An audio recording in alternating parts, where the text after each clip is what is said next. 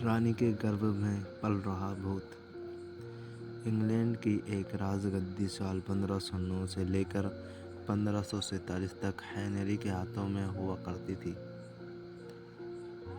राजा Henry की कई पत्नियां और एलिजाबेथ व मैरी नाम की 2 बेटियां थीं। इनमें से मैरी राजा की पहली पत्नी की बेटी थी। राजा हेनरी को मेरा ज़्यादा पसंद नहीं थी, इसीलिए वो उसके साथ बुरा व्यवहार करते थे। मेरी महल के नौकरों के साथ महल का काम करती थी। अगर मेरी कुछ कह भी देती तो राजा उसकी कोई बात नहीं मानते थे।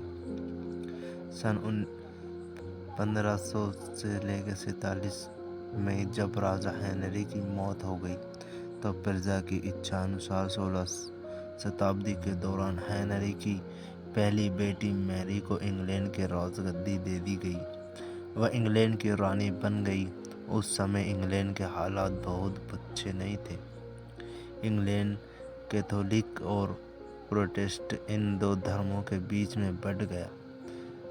उस समय दोनों धर्मों के लोगों के बीच जंग छिड़ी हुई थी।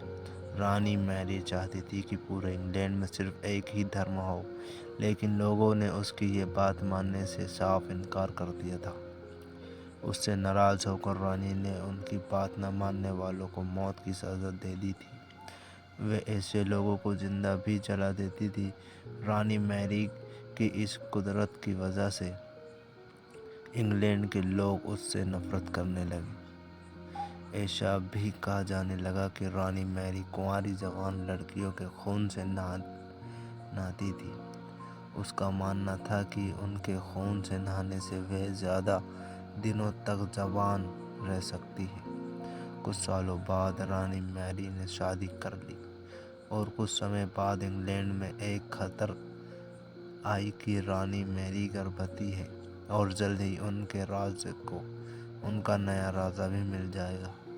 इस बात से हर सभी खुश हुए, लेकिन उस समय रानी मैरी के साथ बहुत ही अजीब घटना हुई।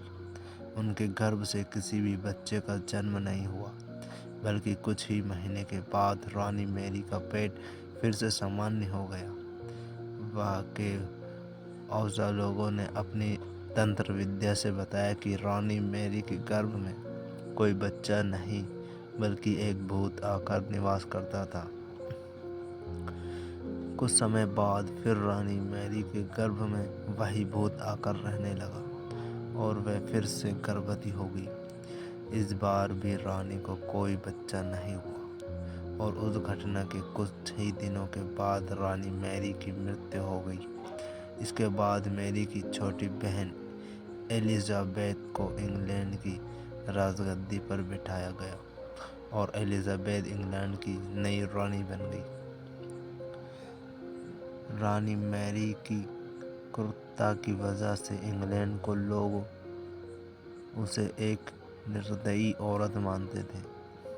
वही जब उसके गर्भ में बच्चे की जगह एक भूत का निवास होने लगा तो लोगों ने उसे शापित भी करार दे दिया और इसी वजह से उसे लोगों ने ब्लडी मैरी का नाम दिया।